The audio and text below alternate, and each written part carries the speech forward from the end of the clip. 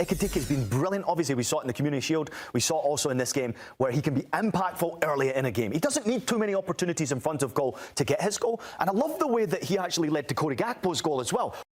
And you can see, really, Liverpool had so much of the ball, but fair play to Bournemouth for making a fight of it. Oh, yeah. How do you think Arne Slot will feel about that performance? Because there were periods of the game where we thought, right, this is the defending champions are going to win the league again, but they also showed some of those frailties we talked about in pre-season. Yeah, listen, Liverpool won the game full stop. That's the most important factor, I think, for Arne Slot. Getting that victory, getting 3 points, getting off to a good start to the campaign with so many changes in the lineup, 4 new arrivals starting for your football club. You've got to play well. You've got to put out a top-class performance as well. But if the top-class performance is not there, you still got to win the game. And Liverpool did exactly that. And it doesn't matter how the story of the game actually goes. 2-0 up, you obviously allow the team back into the game. It's 2-2, great character for Liverpool. Even at 2-2, maybe a bit vulnerable defensively, but always we rely on Liverpool and their offensive players to be in the game. I just think they've got far too many weapons, and if it's not in the starting 11, it's on the bench for Arne Slot. I actually want to critique him slightly about some of the substitutions that he made. Obviously, the fullbacks going off and then leaving themselves exposed defensively.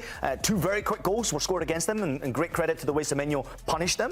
But I thought Arne Slot was found out there defensively. And then, of course, they had the quality off the bench offensively. And that's where Chiesa comes into the scene as well. So at the end of the day, the story will always be Liverpool got the match done. They got their 3 points. They move on to the next game. I don't think many people will remember this match at the end of the season. They have made a lot of additions. I think 4 of them started this game, players who signed over the summer. Does it look like a complete team to you, though? It takes a while, though, doesn't it? It's not easy to be able to put this type of a team together. Obviously, Ekitike off a flying start. Florian Wirtz will take time. He's not always the best player and most impactful player in every single game. It takes time for him to get that feel. Frimpong is still a question mark for me. He's got to do more going forward. Pretty poor with his passing, I thought, and certainly not much goal action or assist action from him on the right-hand side in that game, which is why he obviously left the field. Kirkes on the left-hand side, similar. I thought they were exposed defensively. Konate looked pretty poor in that game defensively, especially in the first half. He looked a little bit shaky. But then that counter-attack, there's no pace from Van Dijk and not much from Konate either. And if your fullbacks are bombing forward, you leave yourself exposed, whether it's a corner kick or not. You're always going to be vulnerable. But at the end of the day, chemistry is everything. It will take Liverpool Football Club time to be able to get their product right on the field. As long as you can continue winning football games and Arne Slot continues to utilise his bench and those bench players continue to impact Liverpool, they should be too strong for pretty much every opponent except maybe the top 4 teams in the Premier League, where it's much more difficult to win those games. Impressive Premier League debut from Hugo Ekitike. He's got 2 goals in the Liverpool shirt now. He scored in the Community Shield against Crystal Palace. Got another one in this one to get things going. What is a realistic aim for him this season? Could he be one of those strikers who lights up the league like an Erling Haaland? Well, listen, obviously there's a lot of rumours about what's happening with Alexander Isak potentially coming to the football club. I would actually hold off a minute and actually not get too excited about that transfer actually happening, because Ekitike is off to such a flying start as that goal scorer. Do you want that influence around him? I'm not so sure I would want that. Ekitike has been brilliant. Obviously, we saw it in the Community Shield. We saw it also in this game where he can be impactful early in a game. He doesn't need too many opportunities in front of goal to get his goal. And I love the way that he actually led to Gakpo's goal as well, holding up possession of play, making that run into a position where no one's in, so getting into the space and being a wide player. He doesn't have to be that number 9 striker all the time. He will do what he did at Eintracht Frankfurt. He'll feed himself left and right and get involved in games. I thought it was another very good performance from him. A goal and an assist. That's what we're always going to talk about, because that's what you get your money for, and that's why we write those headlines, to see the superstars perform. But this kid come into the football club, he's still only 23 years old, making it look easy so far. He certainly did. Federico Chiesa had a tough first season, didn't he? At Liverpool, injury issues, not really getting much of an opportunity, given all of those attacking options they had. But he came off the bench for Florian Wirtz and managed to score what would prove to be the winning goal.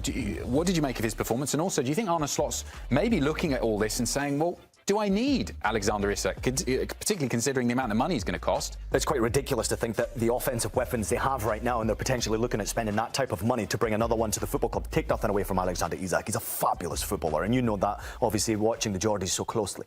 But for me in particular, there's great chemistry within this Liverpool football team offensively. What they do offensively, if you can get Mohamed Salah better than he was tonight and continuously putting, if you can get Szoboszlai obviously involved in the game from that midfield area, I thought Alexis McAllister was very good as well today, especially in that first half, got himself assist in that game. I just think Liverpool will take some time to get this all gelled together. And when you've got a weapon like Chiesa coming off the bench, who's still looking to impress, who's still looking to say, I belong here. And I know we saw the rumours about him potentially leaving the football club this summer, but I still think he's a massive, impactful player. He's pushing for starts. But if you can have him off the bench, there's been many a Premier League player who are better off the bench. I look at maybe an Ole Gunnar Solskjaer, someone like that, who made a name for themselves coming off the bench and being impact players. If he can do that continuously for Liverpool Football Club, what else do you need? Offensively, the weapons are ridiculous what they have right now. My worry for Liverpool is more what they do is defensively. I think your mention about the hierarchy matters too, because, and going back to that Manchester United team that you talk about with Ole Gunnar Solskjaer, there was a clear hierarchy, wasn't there, between the players who were starting and the players who were the subs. And that's the issue with if you bring Isak in, is you upset that hierarchy. Because at the moment, you've got Ekitike and Salah, and then you've got Chiesa coming off the bench if you need it towards the end. But if you put Isak in there, that might mess that up. I see what you're doing. Yeah, you see what I'm doing there. As for Bournemouth, this was almost distilling what we're potentially going to see from them this season. They have so much danger going forward. Semenyo is a fabulous player, but they also make a lot of defensive errors, and that's something that Iraola will have watched in this game. He's got to try and fix. Yeah, no doubt about it. I mean, take nothing away from Antoine Semenyo. You know, only 5 opposition players have scored 2+ goals against Liverpool at Anfield across 10 Premier League seasons, and he's one of them. He's brilliant, right? He just knows how to get the job done. Very good for people's fantasy teams. Of course, he's offensively very dangerous. But how on earth do you replace players like this when they're walking out the door? Especially Huijsen, obviously along that back line. Kerkez going on that left-hand side. I think they're really interesting defensively, Bournemouth. And I don't think they're done yet in the transfer window. Obviously, they need to be healthy as well. Many players missing for them at this moment in time who still need to come back from injury. And especially in that defensive position, and also a couple of offensive weapons as well. But I love the heart and the passion from Bournemouth. I thought they got themselves back into the game, stayed solid enough to not concede more than the 2 at the time they did do to get to 2-2 and level in this game. That was very, very good. It was excellent. Heart and passion and very well organised from Iraola. However, you can't make mistakes defensively. They were very lucky in that first half there. Senesai, we talked about in the first half with the red card potential. I also thought he was at fault for the goal, the opening goal for Ekitike. He went in 2-footed and sort of jumped at the ball instead of being alert on his toes and aware. Made it far too easy for them to get behind him.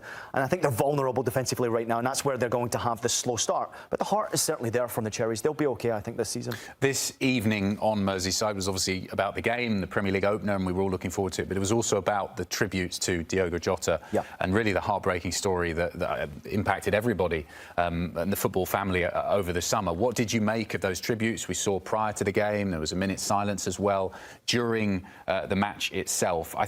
Personally, I thought Liverpool and the players from both sides and both sets of fans struck the right tone. Listen, it's traumatic for Liverpool fans. It's traumatic for anyone who's in the football community. I thought the minute silence was impeccably silent throughout that whole minute, which needed to be as well. So much respect as well. And what Liverpool players have gone through, you can't even put into words. I mean, losing a brother, that's what it feels like, of course.